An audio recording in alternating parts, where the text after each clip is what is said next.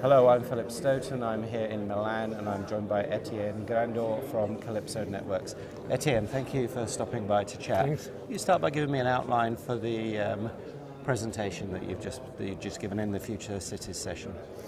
Well, I'm not too much philosopher in this way, but what I try to explain is that in the year 60s, we met the first problem of congestion in the cities, and at that time, reaction has been not yet to block the individual traffic, but to build infrastructure for public transport.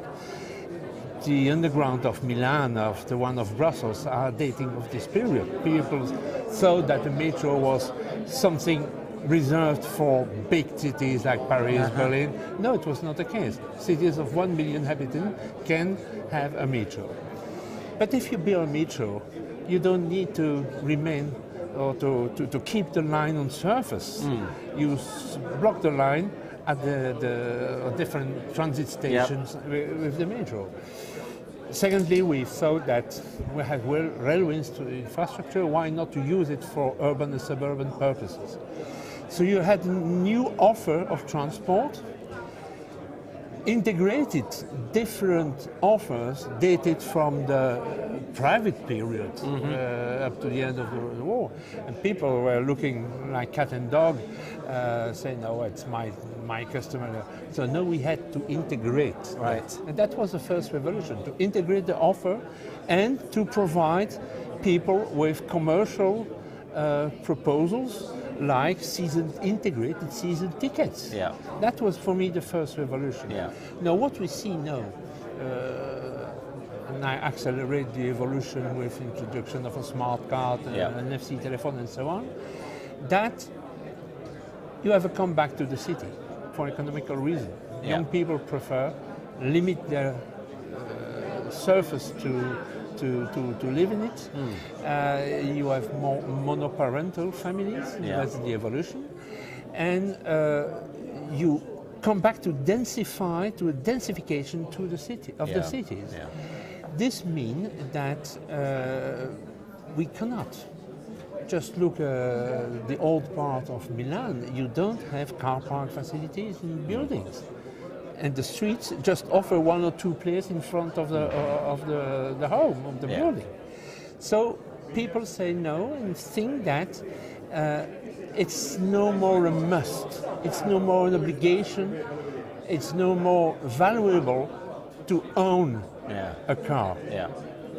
It doesn't mean that they refuse, you will change that they deny to use the individual transport, but they don't own the car. They hire a car,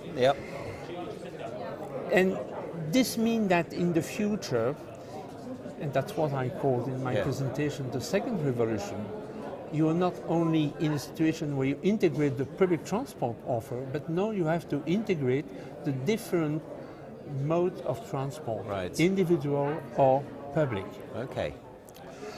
And so you have to develop, and that's a big challenge for the future, an integration of the application already existing for public transport, already existing to access to restricted zones, or already existing for sharing cars, to prepare the booking of your car, to reserve, to book the destination car. All that must be or will be integrated.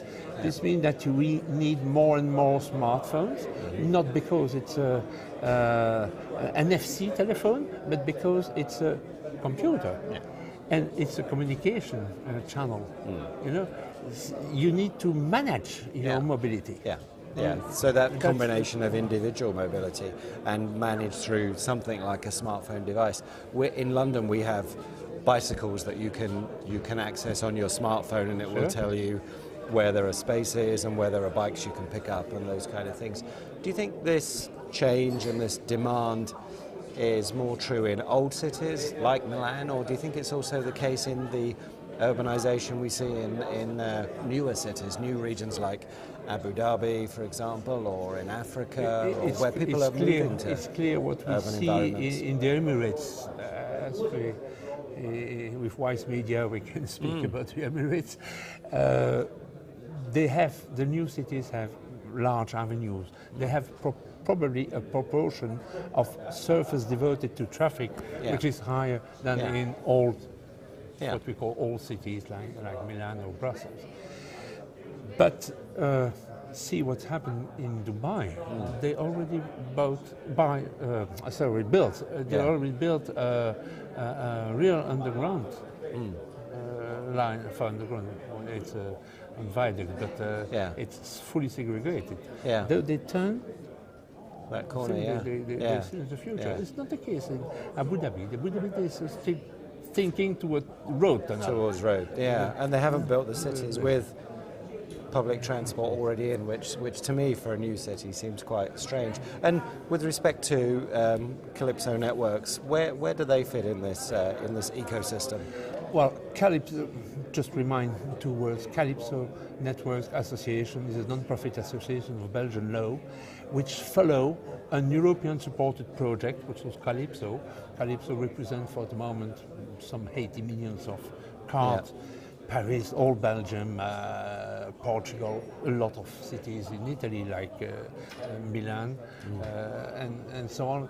And we prepare with some revenue coming from the royalties, from the patents, we prepare the future. So we already have a Calypso form on Java. This can be integrated in SIM cards. Okay. So you see, we prepare the infrastructure for the integration. The future. That's it's a software, and if you don't maintain the software, it disappears in 5 years. So that's why Calypso Networks Association exists. Okay. Well, Etienne, thanks for talking to me. Thanks for your time today. Very enjoyable presentation, and hope we can speak again soon. Thank you, Etienne.